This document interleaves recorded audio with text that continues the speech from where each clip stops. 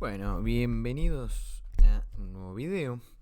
El video de hoy va a tratar y el tema en torno al cual vamos a girar, que como ya habrán visto, y lo dije en el primer video que subí, estos son video ensayos, por lo tanto hay un tema central, hay algunas preguntas en torno a la cual vamos a girar. Se argumenta, se articula con diversos autores, películas, series, novelas, arte, ciencia y filosofía, básicamente. Pero hay un poco más, ¿no? De todo. Bien, entonces el tema de hoy es el sueño. Y quería arrancar fuerte. Vamos a arrancar fuerte. La pregunta primera que vamos a plantearnos es: ¿el sueño es igual para toda sociedad y cultura?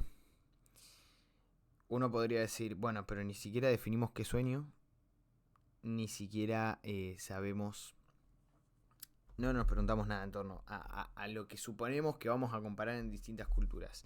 Bien, lo cierto es que uno no puede pensar que parte desde la nada misma. Yo ya sé que ustedes saben algo sobre el sueño. Vamos a ver si aquello de lo que saben es algo posible a ser cuestionado, ¿sí? Pero tenemos que partir desde aquello que suponemos que sabemos. Entonces yo voy a partir desde ahí. Por eso vamos a saltar con esa idea que tienen del sueño a verlo en distintas culturas.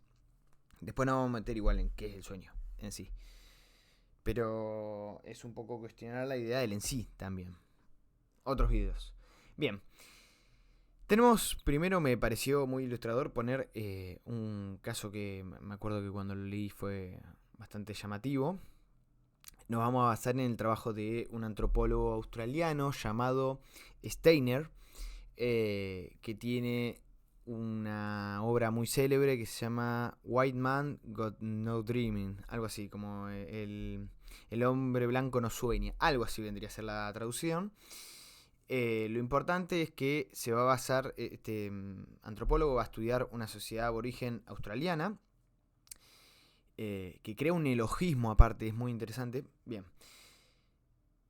lo que debemos saber, sobre todo particularmente los grupos llamados Arrenten y Shongun, perdonen mi pronunciación, eh, es que los primeros colonos lo llamaron a esto que vamos a ver ahora el tiempo del sueño, el dream time, ¿no?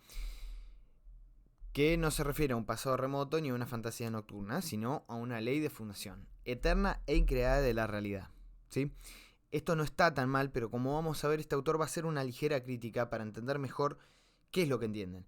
¿Y qué es la corrección que va a hacer? Bueno, acá es donde aparece su neologismo, que es every when, que se traduciría como cada cuando, cada guión cuando, o si no, otra traducción sería tiempre, como tiempo y siempre mezclados, ¿no? ¿Por qué digo que la traducción acá, bueno, peca un poco? Porque obviamente neologismo, al ser, si no se sabe qué es neologismo es la creación de un nuevo término para definir algo particular que se cree que no hay palabras específicas que lo describan, o que de alguna manera se cree que ese nuevo invento del lenguaje puede llegar a hacer algún tipo de efectos buscados a la hora de narrar una diferencia, ¿no? Entonces no tienen traducciones literales nunca, porque suelen ser neologismos que juegan mucho con el lenguaje en donde fue creado, el idioma. En este caso, el inglés, el everywhen, tiene una cuestión de temporal, no temporal de concepto, sino temporal de idioma, de los tiempos verbales, digamos, que bueno, lo deja ahí un poco, tendríamos que verse. Pero bueno, más o menos la idea es esta, cada cuándo o siempre. Bien, ¿por qué? Porque hay una paradoja. Voy a citar al autor, página 29 del libro que mencioné antes. Dice, el sueño evoca la noción del tiempo sagrado y heroico del pasado indefinidamente remoto. Pero tal tiempo es también, en cierto sentido, todavía parte del presente. Uno no puede fijar el sueño en el tiempo. Fue, es y cada cuándo. Acá es donde aparece el everyone. Que bueno, como decía, tendría distintas... Lo importante es esto, a nivel funcional y social, el sueño no es una actividad psicológica individual en esta cultura, sino que forma parte de una sintonía de orden trascendente. Steiner lo define como una especie de narrativa de cosas que ocurrieron una vez, una especie de carta constitucional de cosas que todavía ocurren, y una especie de logos o principio de orden que trasciende lo significativo para el hombre aborigen. Es decir, en esta sociedad el sueño funciona como aquello casi atemporal que les brinda ciertos órdenes a la manera de articularse socialmente. Vamos con otra, ¿sí? Lo importante es que si les interesa alguna de estas ideas, pueden buscarlo en base a lo que voy citando. Y esto, el libro de este autor me parece sumamente recomendable. Pero quiero que vayan viendo qué lugar tiene el sueño en cada cultura que vayamos analizando. Sigamos con otros que, bueno, también son llamativos, que tienen que ver con... Se cree que Sigmund Freud inventó la noción del sueño como la revelación de sueños reprimidos, de deseos, reprimidos en el inconsciente. Y lo interesante es que hay unos pueblos de lengua iroquesa, especialmente los hurones, estudiado exhaustivamente por un antropólogo llamado Anthony Wallace. En un artículo clásico lo articula más que nada esto, que se llama Los sueños y los deseos del alma, una forma de psicoanálisis iroqués. El libro es del 58, 1958, o sea, es posterior a Freud, pero él va a rescatar esta sociedad en base a un manuscrito que se encuentra gracias a unas crónicas jesuitas del siglo XVII, en donde un misionero que se llamaba Paul Rengauneu, algo así, era un apellido bastante extraño, bueno, no importa, un jesuita que dejó un documento sobre cómo eran los sueños y qué lugar tenían, qué concepción se tenía de los sueños. El texto es de 1648, como para que tengamos noción. Bien, quiero chequear que esté todo grabando bien, porque a veces se me corta y después de una hora de grabación ver que se cortó es un bajón. ¿Está todo bien? Bien, seguimos entonces. Dice, voy a citar lo que cita el autor que les mencioné, que a su vez cita a este jesuita que les nombraba, ¿no? Esto es en la página 189.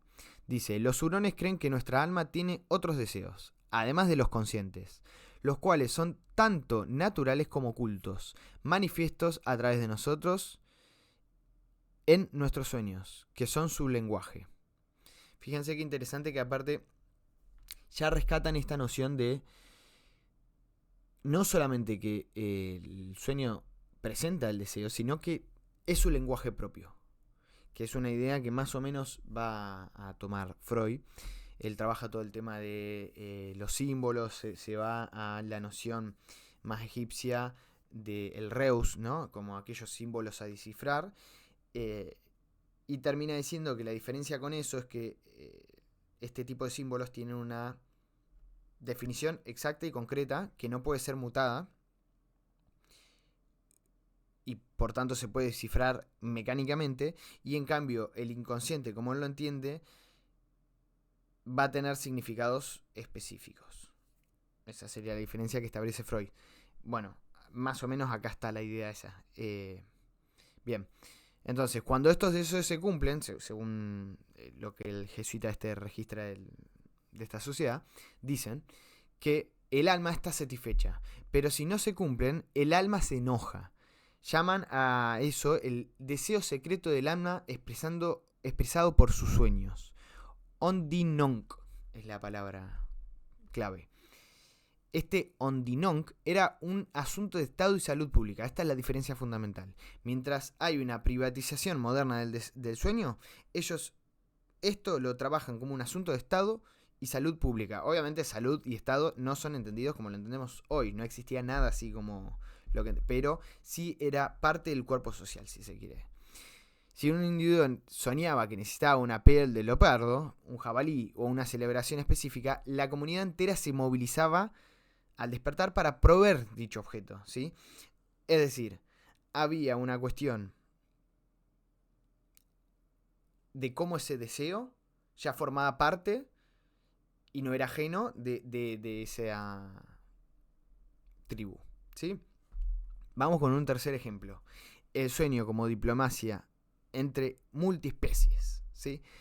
Esto es el Karam de los Anchuar amazónicos. Es un poco más conocido, según tengo entendido. Este es algo... Philip de Cola es el autor, es el antropólogo. Es un autor bastante conocido dentro de todo. Y el antropólogo trabaja lo trabaja en la sociedad de la naturaleza. Lo tengo por acá anotado, ¿sí? Déjenme que no me acuerdo el nombre completo. Ahí está.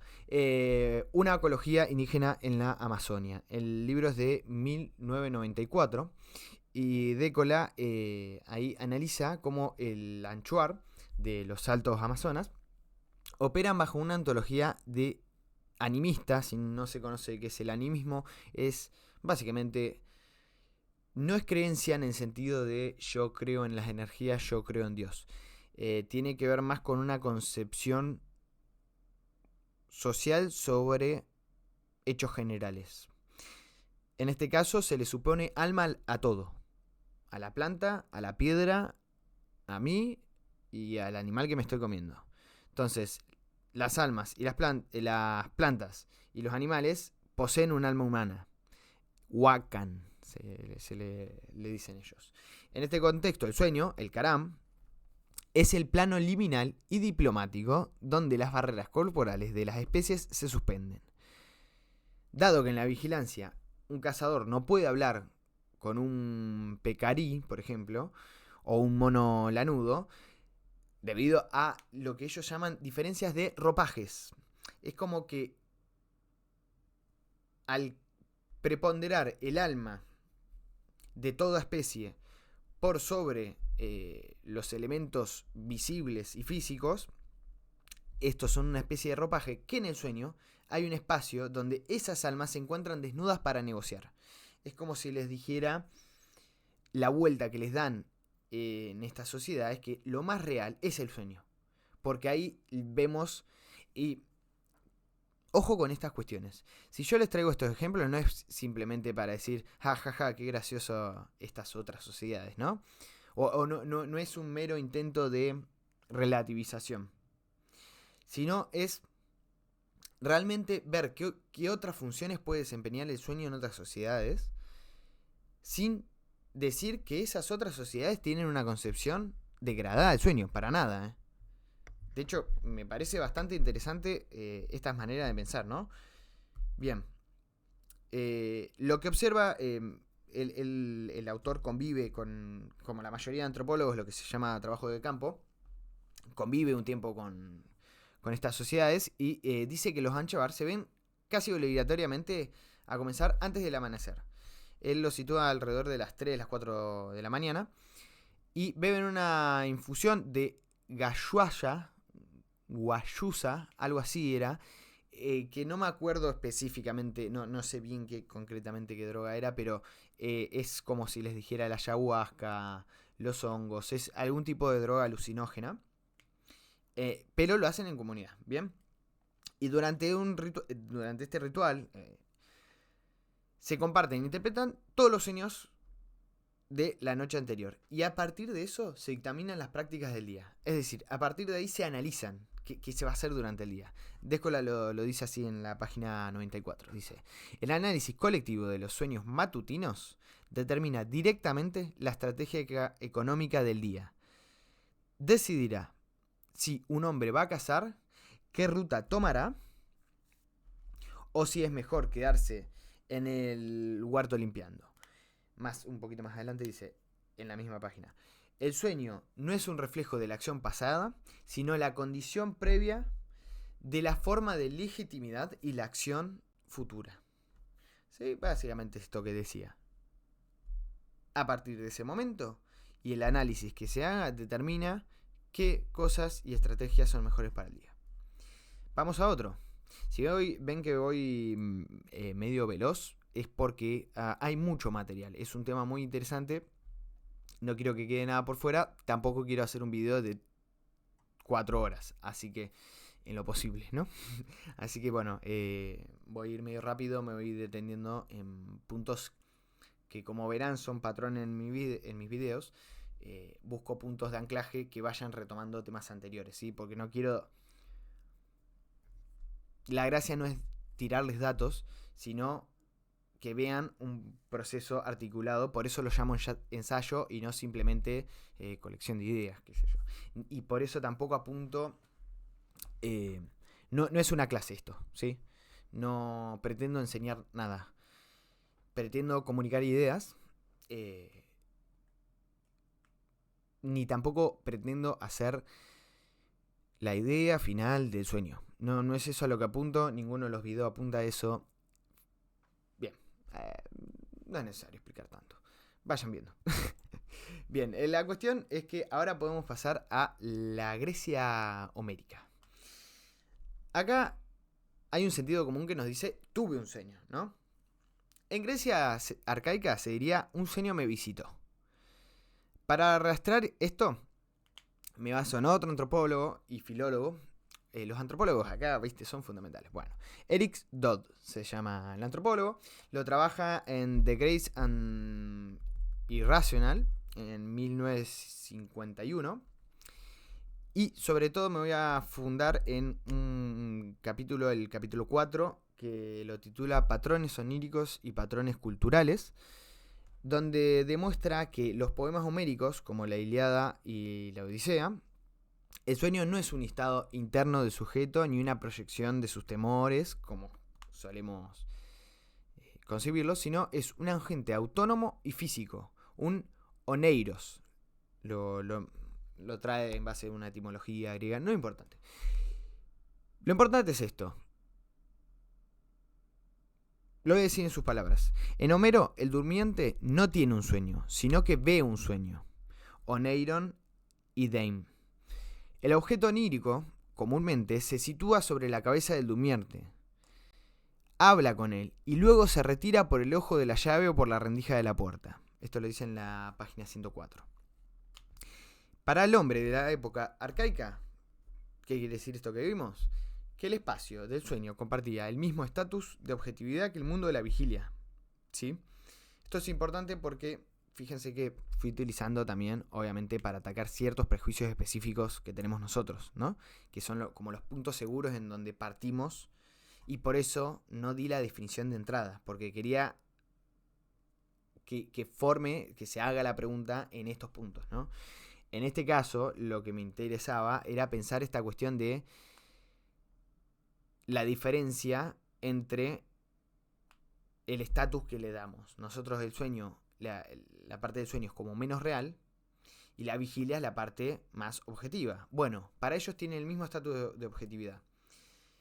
Por ejemplo, el Oneiros, el sueño, enviado por los dioses, o el espectro real de un muerto, como el de Patroclo cuando visita a Aquiles, por citar un ejemplo de los cantos homéricos, aprovecha la pasividad del cuerpo físico para entregar un mensaje, un decreto o un engaño divino incluso. Porque, como ya sabrán, los dioses griegos lejos están de ser como el dios cristiano, católico. Bueno, no nos metamos en esa disputa. Nada, engañaban, tenían relaciones con los humanos, se ponían celosos, odiaban. Bueno, tan humanizados, podríamos decir. Y una última cultura. Y esto, los animales. Sí. ¿Los animales pueden tener cultura? Bueno, metámonos en otro video en qué es cultura y si los animales pueden tenerla. Pero por ahora, acéptenme esta idea. Darwin ya dice esto en su momento. En el capítulo 3 de La evolución de las especies, en una revisión, no fue en el primero, pero me parece que ya aparece tal cual en el primero, no sé, nunca tuve acceso a la primera edición, sé que hay cambios, pero él dice esto: los perros, los gatos, caballos, entre otros animales, incluso las aves, o sea, se va por distintas especies, tienen sueños vívidos. Debemos admitir que por ciertas facultades de imaginación, ¿no? Hay una cuestión de esto que hoy se verificó gracias a los estudios etología entre unas, pero es una interdisciplina esto, que es que para cualquier ser vivo, ahora nos metemos si pueden soñar, ¿sí? Porque esto creo que es dar otro paso. Voy a diferenciar, por lo tanto, dormir de soñar. Para cualquier ser vivo es definición dormir. No sé si se han metido en las definiciones de vida, pero tienen muchas características. Por ejemplo, los procesos de regeneración de su ADN a través de la reproducción. Hay muchos. Pero uno de ellos hoy es el dormir. Incluso hongos, plantas, duermen. Yo cuando me enteré esto es difícil de tangibilizar, ¿no? ¿Qué será ese? Se te hace la pregunta, ¿qué será dormir ahí? Pero bueno, aunque no sabemos si imaginan.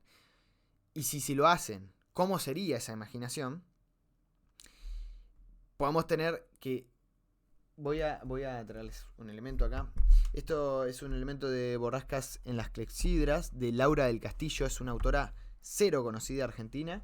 Pero cuando digo cero es que lo buscas en internet este libro y no aparece. Yo lo encontré en una librería de segunda. Que dice así: mi madre caminaba por todos los corredores como una vela, con una vela en la mano, y había en esta una sombra habitual de mi infancia. Cuando entraba en mi cuarto para verme dormir, un gesto desolado y antiguo que, sin saber la causa, me impresionó y me sigue impresionando en lo hondo. ¿Qué me interesaba rescatar acá? Hay algo muy común que en el dormir es como cierta desprotección, incluso a la persona se la ve con ternura cuando duerme. Y me parecía interesante ver eso como un puente con otras especies y cómo hace que, por tanto, el dormir sea necesariamente algo ligado a cierta relación con nuestras especies. Por ejemplo, no sé si sabían esto, son datos interesantes. Los mando ya a un video. No me acuerdo cómo se llama el nombre, pero ellas tienen un canal de YouTube que se llama En Teoría. Búsquenlo, es sobre el dormir, algo así le deben haber puesto. Que es la parte más fisiológica, que es la que no vamos a ver acá. Pero es muy interesante. Bien, la cuestión es que ellas ahí rescatan cómo los pingüinos duermen siestas de segundos. Algo así es la cuestión. Incluso hay otros animales, como... No me acuerdo si eran las ballenas, las orcas, este tipo de mamíferos que se mueren si están mucho tiempo abajo del agua. Entonces, claro, las formas de dormir son particulares. Hay aves, me parece que duermen con la mitad de su cerebro, mientras la otra la mantienen despierta. Los pájaros, ¿vieron los loros, por ejemplo, que se ponen arriba, y creo que las palomas también funcionan así, que se ponen arriba de los cables y solamente los que están despiertos son los de los costados, que es lo que vigilan que esté todo bien. El resto puede dormir. Fíjense cómo en cualquier especie nosotros dormimos en una cama, en nuestra casa. Homeless y gente en la calle es todo otro tema. Bien, la cuestión es que hay una relación ahí entre distintas especies, que es la necesidad de protección al momento del dormir. Como esto era más como cuestión interesante de ver que el dormir también puede ser una conexión con otras especies en un momento a nivel filosófico, sobre todo, que cuesta mucho pensar y salir de la cárcel del lenguaje, ¿no? Y bueno, ese será otro tema de otros videos. Yo me encanta que otro video. Bien, uniendo a esto, me parecía interesante traer a Stanley Coren, que trabaja en la interpretación de justamente los estudios neurobiológicos, donde trabaja sobre todo a los perros, pero muestra cómo justamente estos comienzan con ejecutar físicamente ciertas narrativas de sus sueños. Lo sitúa a través de una parálisis motriz en el puente de Barolio durante las fases REM. Mi crítica acá que guardo al autor es que extrapola con demasiada facilidad cosas como fase REM, que son, yo sé que el nombre es movimientos oculares rápidos, Rapid Movement, su versión en inglés, pero la cuestión es que está ligada ya a todo un montón de estudios hechos en humanos y pensados para humanos, que lo extrapola demasiado rápido a mi gusto a animales. Pero bueno, lo interesante es que ven cómo también hay diferencias entre los mismos tipos de perros. No me acuerdo los nombres, pero me acuerdo que uno es el Doberman, que adoptan, por ejemplo, posturas más de alerta, gruñen, lanza, como más destellantes, como más... como si estuvieran peleando contra una especie de intrusos inexistente, frente a otro tipo de animales, como los Spillmans, que tienen un movimiento más de búsqueda y como que levantan aves imaginarias del aire, ¿no? Como para incluso pensar que el dormir tiene matriz común entre distintos animales, pero incluso dentro de especies puede haber diferencias específicas según sus géneros. Géneros acá entendido como dentro de la especie de los animales hay géneros específicos, ¿no? En realidad creo que la teoría clásica se lo entiende al revés. El concepto más amplio es el género y después tenés especies. Pero bueno, yo tengo una distorsión, perdónenme por cuestiones filosóficas, que en algún momento quizás explique. Bien, quiero ver cuánto vamos. Vamos 25, vamos bien de tiempo, vamos re bien de tiempo. Bien, entonces, ¿el sueño es igual en toda sociedad y cultura? Podemos decir como hipótesis, no estoy seguro. Podemos hipotizar que no. Que quizás a distintas configuraciones culturales, distintas configuraciones del sueño. Y no me refiero solamente a qué se hace a partir del sueño. Quizás incluso el soñar sea distinto. Porque imagínense ustedes que cuando sueñan están hablando con Dios. ¿Sería lo mismo? ¿Se irían a dormir igual? Yo creo que no. Y si se irían a dormir y al otro día... Le voy a poner un ejemplo más nuestro, para que se entienda. Si, supónganse, para aprobar exámenes, tienen que contar sus sueños. ¿Soñarían igual? Bueno, yo creo que no. Bien, vamos a novelas fundamentales. Voy a trabajar en torno a 2 novelas. Una de ellas muy en paralelo con su serie. Que no es una serie, no es que una serie basada en la novela. Es una serie que hace referencia a la novela.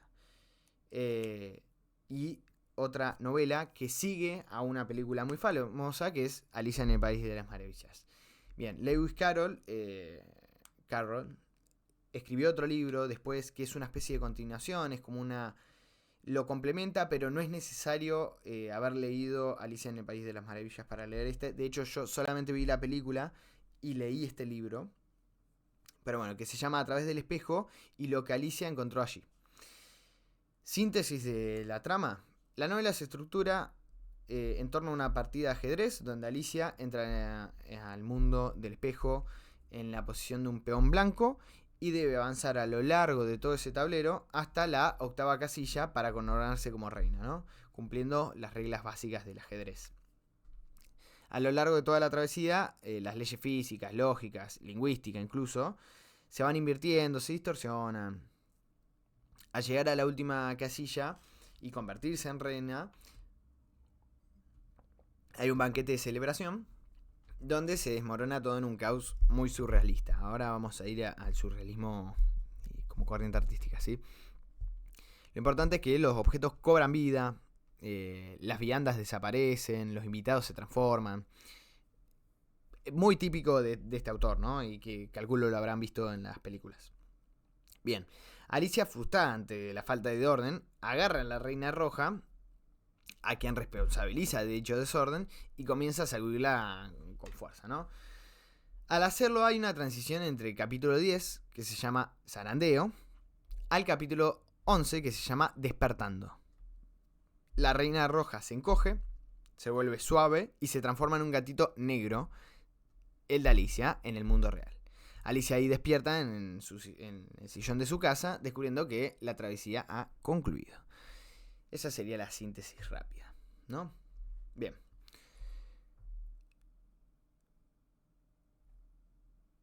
Hay una cuestión acá de que esta obra hace que el sueño no pertenezca con certeza a la psicología interna de Alicia. En el capítulo 4, volvamos un poco para atrás, ¿no?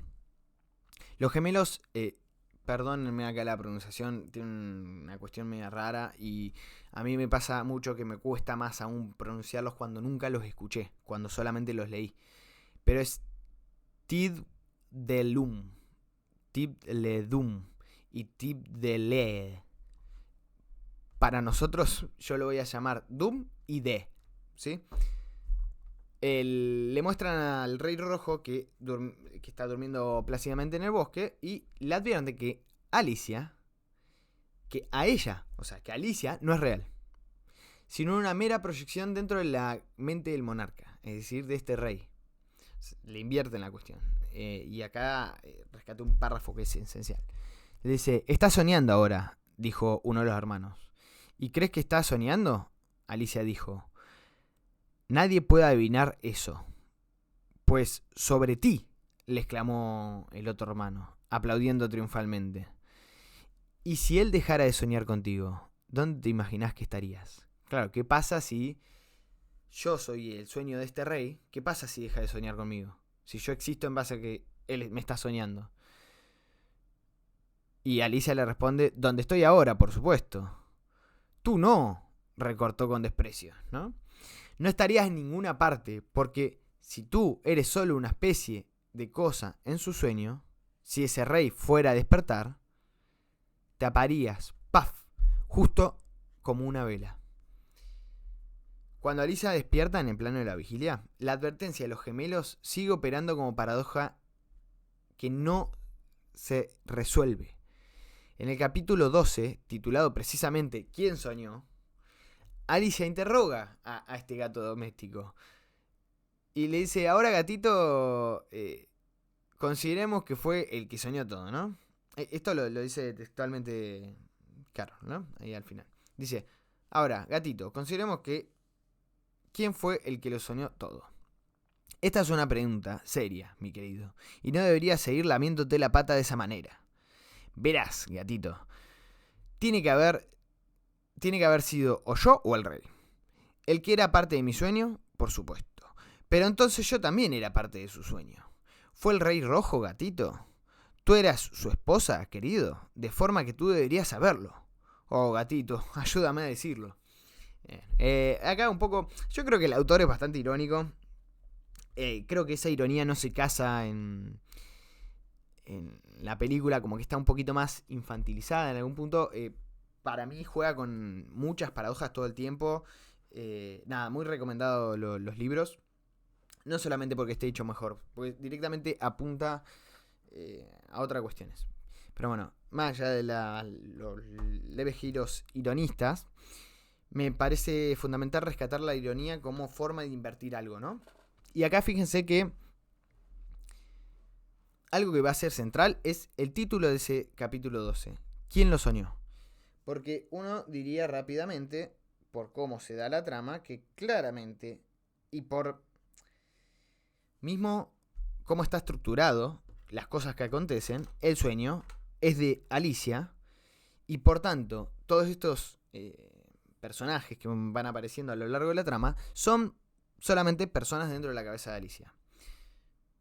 Lo voy a dejar planteado como pregunta, vamos a la siguiente y ahora van a entender la conexión.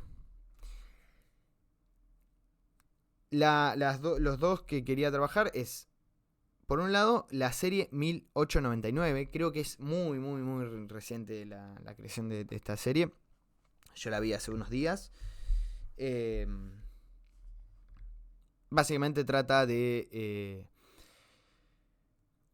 están en una serie de personajes, podríamos decir aristócratas o burgueses, están en un barco, es una serie de época, en el cual van viajando y en un momento les hacen un aviso en el que hay otro barco, el Prometeo, que necesita ayuda. Entonces le mandan las coordenadas, van a buscarlo.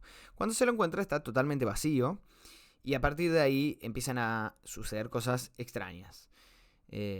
Cada vez como que esas cosas extrañas creciendo, ¿no? Empiezan a aparecer como ciertos misterios, ciertos debates en torno a qué hacer, porque primero quieren volver y devolver el barco, en otros querían llegar solamente a su tierra y empiezan a aparecer como muchas cosas de que estos personajes que nos habían mostrado tienen muchas cosas por las cuales no quieren volver y en torno a eso se empieza a girar todo, pero cada vez se va poniendo como más irreal, vamos a llamarlo así ahora. Ahora nos vamos a preguntar qué es eso de irreal, ¿no? Bien, hay una consigna que es transversal, que es wake up, despierta, ¿no? Cada tanto alguno de estos personajes tiene un sueño extraño, medio perturbador, en el que se escucha como una voz subliminal al final que le dice wake up, y ahí es cuando despierta, ¿no? Maura Flanking, que es nuestra protagonista, se encuentra en un estado de amnesia inducida dentro de una simulación jerárquica y determinista. Ya, voy a hacer spoilers, así que si les interesa ver la serie, véanla. Dejen este video y véanla. Nada, recomendaciones. Si quieren después vuelvan, porque va a estar interesante. Si no les interesa la serie, nada, sigamos. Hay una cuestión fundamental. Lo que muestran, voy a irles al final porque es importante para la idea que quiero sostener, ¿no? Es que va pasando una serie de cosas cada vez más, como les decía, extrañas, oníricas, en el que se da cuenta esta Maura Flanking que en realidad quien lo controla todo y el dueño del barco es su padre y que ellos se conectan con seres perdidos. Ella supuestamente no tiene ni esposo ni puede tener hijos y de repente los tiene. Y hay todos juegos psicológicos acá y nos hacen constantemente jugar con la cuestión de qué es lo real, ¿no? Esta es la pregunta como que aparece mucho a lo largo de, que está implícita, digamos, y que la serie te forja a que aparezca, ¿no? Y al final de todo, ella despierta y los ve a todos y estaban todos en una máquina futurista. La serie está situada supuestamente en 1899 y se da cuenta que se despierta en 2099, creo que es la fecha que pone. Bien. Y es una nave futurista en el medio del espacio. Eso es como el final, ¿no? Pero ¿por qué cuento el final? Porque la pregunta sobre qué es real y quién controla el código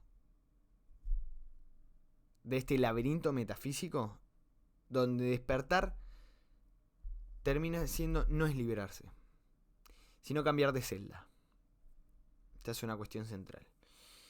Ante la idea de que el despertar sería salir de la caverna platónica, en donde estamos bajo sombras que nos controlan, y que uno tiene que, voy a decirlo con esta cuestión, está el famoso despertar espiritual, ¿no? En donde uno estaría adormecido ante ciertas conexiones espirituales y que de repente puede verlas, ¿no? Entonces es un despierto. Ha sabido ver conexiones que otros no ven. Hay la paradoja esta de soy un capo, me liberé del ego, ¿no? Bien. Y la cuestión de proponerse como mente abierta cuando se está diciendo superior a todo el mundo. No sé qué tan de mente abierta es eso. Bueno.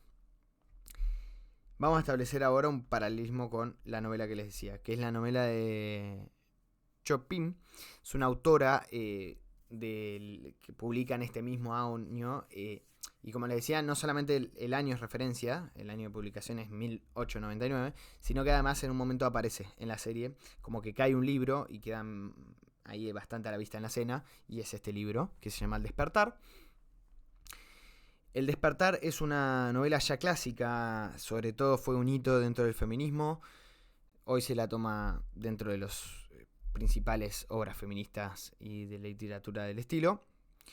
Justamente la protagonista, Edna Pontellier, experimenta un despertar gradual respecto a ciertas estructuras asfixiantes, patriarcales y victorianas, que van a ligarse sobre todo con la cuestión de ser esposa y ser madre, ¿no? Como ciertos roles impuestos en torno a esto. La sociedad está basada en la Luisiana de finales del siglo XIX, y ella va iniciando como cierto proceso de emancipación individual y deseo propio, ¿no? Esta cuestión que hoy ya es muy cliché, en su momento era bastante provocador en algún punto. Sobre todo porque se estaba empezando a gestar esta idea para la figura del hombre. La podemos ver ya durante el periodo de la Ilustración a través de el ilustrado como un hombre de razón que busca a través de esta emanciparse de ciertos valores dogmáticos, entre ellos el catolicismo, y que por medio de eso obtiene su propia liberación individual, ¿no? Esto está antes, pero esta novela es como de los primeros que se pone a una mujer como protagonista de ello. Al final, incapaces de doblegarse al nuevo papel que se espera de ella y sin lugar real para su nueva conciencia, porque está la cuestión. Uno puede tomar conciencia de lo que quiera, pero si la sociedad en la que vive no le da lugar a eso, es imposible. O sea, sería una desconexión total. De hecho, la autora es muy consciente de esto, y de vuelta voy a spoilear acá, el que quiera ir a leer el libro, vaya a leerlo. Edna regresa al mar de Grand Island, que ahora voy a nombrar porque es tan importante, y nada mar adentro en un acto de liberación definitiva, que es básicamente el suicidio. Se termina suicidando porque básicamente se da cuenta que tiene nuevos valores que son discordantes con la sociedad en la que está viviendo y que no iba a poder. Lo importante de este mar es que recordemos que toda la serie anterior está en torno a un océano, ¿sí? Entonces ahí hay un elemento importante simbólicamente, ¿no? Y además, no solamente el final de Edna es en este suicidio a través del mar, sino que podríamos decir, el sujeto de Edna como mujer liberada y demás, comienza también, nace ella en el mar, porque creo que es más o menos a mitad de la novela, ella aprende a nadar sola en el mar. Y ese momento esta autora escribe muy poéticamente, tiene frases, la verdad que es de esas autoras buenas para citar. No me anoté ninguna cita, error mío, pero y no me acordaría de memoria como para citarla, pero en ese momento ella dice como, no lo voy a decir en sus palabras, lo voy a describir más o menos lo que narra, que se convierte como en un escenario de liberación última mediante el suicidio por ahogamiento, prefiriendo la inmensidad del océano a regresar a la jaula social. Esa es la idea, ¿no? En 1899, el Océano Atlántico, ese no lugar donde flota el Cerberus, que es el primer barco, el que va a nuestra protagonista, es un espacio cerrado y controlado bajo ciertas fronteras algorítmicas, porque recordemos, es todo estilo Matrix, ¿no? Si no la vieron la serie, para que tengan una referencia, es estilo Matrix lo que está sucediendo ahí. El sueño es como cuando Neo despierta y se ve en una cápsula, es más o menos parecido a eso. Pero ¿cuál es la paradoja? Que en Matrix se muestra como que Neo sí despierta a algo más real y que todo este tiempo estuvo en algo falso. En Matrix todavía se sigue sosteniendo una barrera muy clara entre el sueño y la vigilia, entre lo real y lo falso. De hecho, las dos píldoras, la roja y la azul, es el ejemplo certero sobre esta cuestión. Lo que yo estoy diciendo acá respecto a estas tres, las dos novelas y la serie que nombré, es que En la novela de Lewis se deja la pregunta planteada de quién soñó, porque incluso si decimos que el sueño es de Alicia y hay alguien soñando ahí, ¿puede alguien soñar dentro de un sueño? Esa sería una pregunta. Pero además, ¿todos los personajes son únicamente de la mente de Alicia? ¿Todos son creaciones en el sueño? ¿Son todas creaciones de la mente? ¿Es esa la cuestión? Porque, ¿qué dice que Alicia no está siendo, a su vez, soñada por otra persona? De hecho, siendo un personaje de ficción, esto es el elemento, para mí, metanarrativo con el que juega el autor todo el tiempo. Si Alicia, siendo un personaje de ficción, es un sueño de Carol, en algún punto, ¿no? Pero a su vez, esta es la otra cuestión fundamental. ¿Es solamente el autor el sueño? ¿Podría ser real algo de toda esta novela si no fuera una novela justamente publicada y leída por otras personas? Quiero decir, si decimos que el sueño es solamente de Carol, ¿dónde termina el sueño? Porque incluso yo que estoy hablando del sueño, termino siendo como una extensión del sueño de Carol. Es medio raro ya esto. A lo mejor es que yo soy parte del sueño de Carol en el sentido de que soy como coautor al leerlo. Cada uno de que lo lee. En términos más amplios, la obra está en su recepción también. Pero volviendo al elemento del despertar. En la serie de 1899, cuando ella despierta, en realidad ahí se arman un montón de preguntas en torno a ¿qué le hace dormir? Y incluso si fuera todo sueño, ¿eso quiere decir que deje de ser falso? Voy a dejar planteada esta pregunta. Les hago la pregunta a ustedes. Si por alguna de las razones ahora despertaran y se dieran cuenta que todo lo que vivieron hasta ahora fue un sueño, ¿quiere decir automáticamente que eso fue falso? Y finalmente, para volver a conectar con la idea entonces de la novela de Chopin. ¿Existe un despertar real de aquellas, por ejemplo, estructuras patriarcales? En el caso específico este, quiero decir, ¿realmente se liberó ella? No lo digo solamente la protagonista a través del suicidio, digo, ¿puede ser que el despertar no sea más que entrar en otro tipo de vigilia? Donde hay otro tipo de sueños funcionando. Sigamos con esto. En la parábola que ejemplifica muy bien para cerrar esta cuestión, todo esto es la parábola de Zhuangzi, que es un filósofo chino de la antigüedad, creo que como 2000 a.C., es un montón, que se llama literalmente la vida. ¿Qué es sino un sueño? ¿No? Esta es la pregunta. Y el Zhuangzi dice que soñó que era una mariposa, revoltando felizmente, consciente que solo su existencia como insecto y sin saber que era Zhuangzi. Al despertar quedó perplejo justamente porque ya no sabía si era Zhuangzi, que había soñado ser una mariposa, o si ahora una mariposa soñando que era Zhuangzi. ¿Se entiende la paradoja?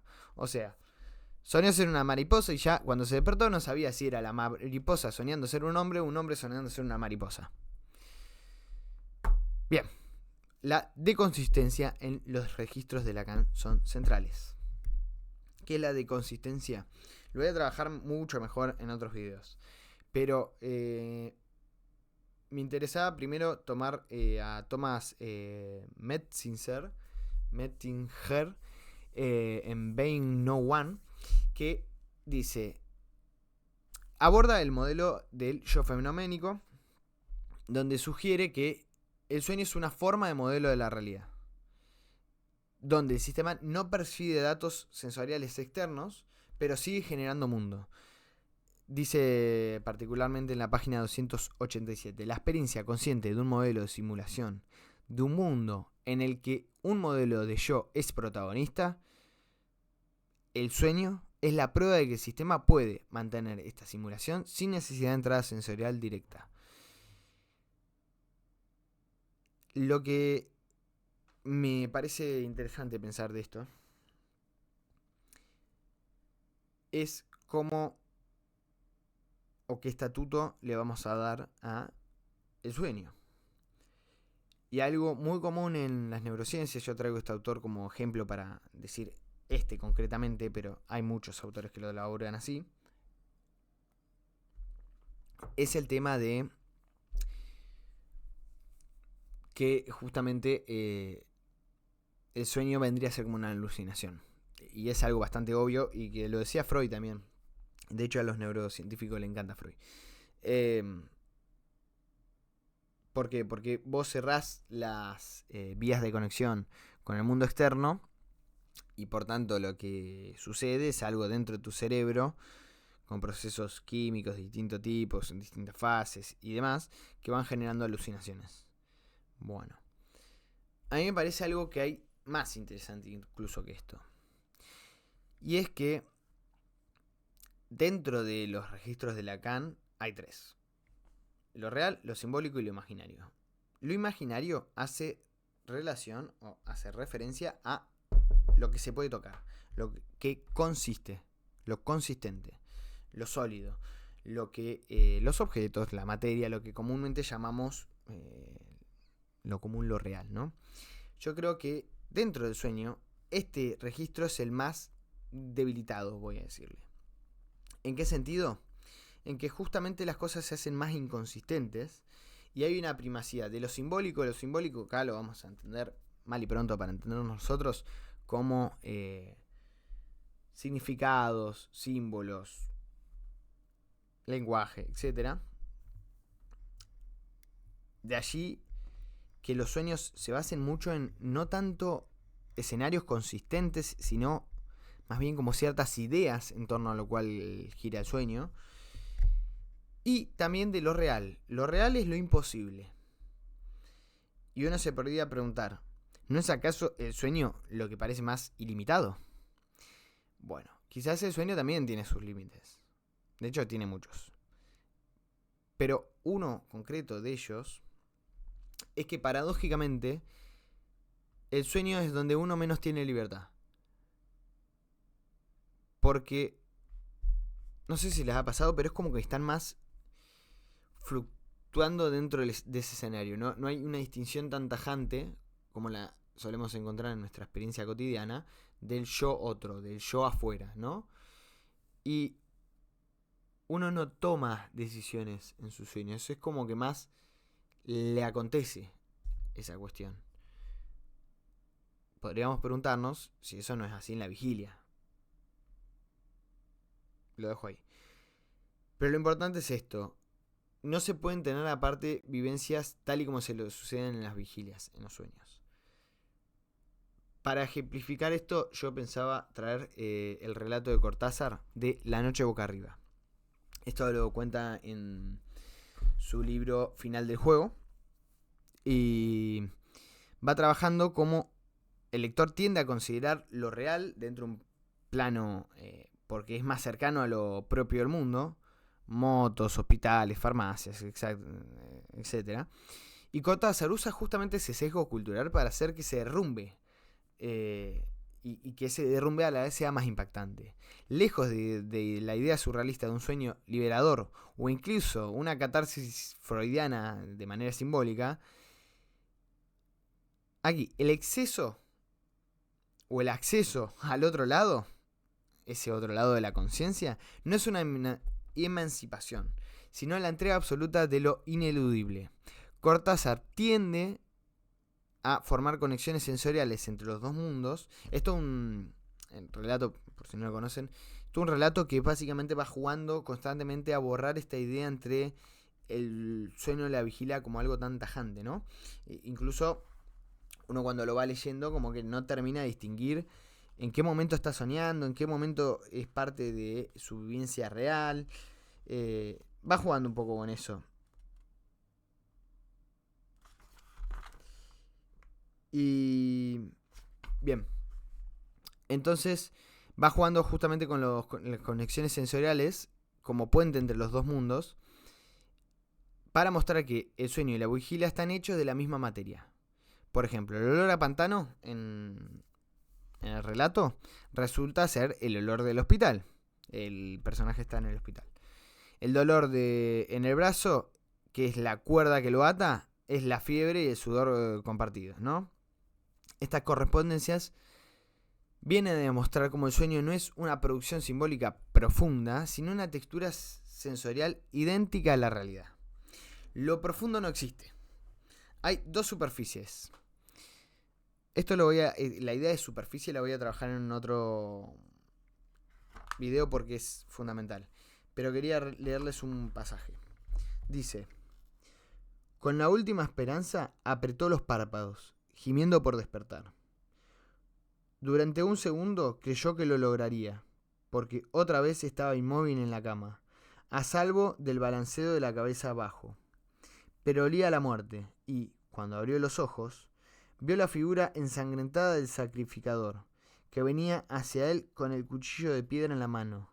Alcanzó a cerrar otra vez los párpados, aunque ahora sabía que no iba a despertarse, que estaba despierto, que el sueño maravilloso había sido el otro.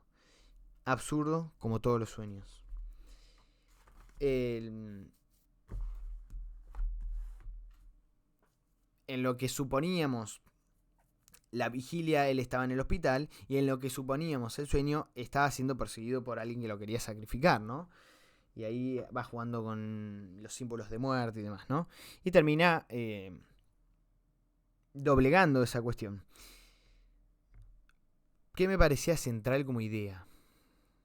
Hay un pensador que se llama Sarah Jacob, nació en 1599, murió en el 1692, es etíope, en un tratado de la indagación, llega a una conclusión muy parecida a la de Descartes. El método es muy similar al de Descartes, esta cuestión de dudo de mis sentidos porque me han engañado, incluso dudo porque podría estar soñando y porque cuando sueño creo que es real, entonces ¿qué me dice que lo que sueño, que este momento que creo estar despierto en verdad no estoy soñando? Y empieza a jugar con esto y Descartes termina llegando al famoso cogito ergo sum, pienso luego existo, ¿no? Bien, este autor africano llega a una cuestión muy similar, pero la resolución de Descartes es subjetivista. De hecho, se lo llama el giro cartesiano como parte del inicio del giro subjetivista, ¿no? El de este autor es el mismo tipo de idea a la que llega, pero en su sentido objetivo. Es decir, mientras Descartes llega a que, en tanto todo esto, cuando él piensa, cuando él duda en realidad, puede afirmar por lo menos que está dudando, porque aunque dudase de la duda, sería una duda, y bueno, en esta paradoja es algo de lo cual puede afirmar, en tanto eso puede afirmar entonces que él piensa, y si él piensa, él existe. Esta es la conclusión rápida y mal y pronto que llega a Descartes, ¿no? Ahí mete a Dios en el medio, son detalles. Pero, ¿cuál es la conclusión de Jacob? Que en tanto sucede esto, no es yo pienso luego existo. Pienso algo, dudo de algo, en tanto dudo de algo, eso existe. Es decir, es objetiva. En tanto yo dudo, por ejemplo, tengo una lapicera, y yo dudo de esta lapicera, en tanto que dudo de la lapicera, debe haber algo como la lapicera sobre lo cual estoy dudando y que por lo tanto existe. Hay una distinción acá fundamental, que en el sueño no se duda. No pude, la verdad, investigar tanta cuestión respecto a esto, de si hay algún autor que proponga que en el sueño se duda o se pueda construir algo de esto, pero hasta donde he leído no hay duda en el sueño. O sea, no hay una manera de confirmar, siguiendo a este autor africano, que las cosas existen dentro del sueño. Pero además, hay otro elemento que claramente es interesante en esto. Que cuando nos despertamos, sí podemos dudar del sueño. Y podemos dudar de elementos del sueño.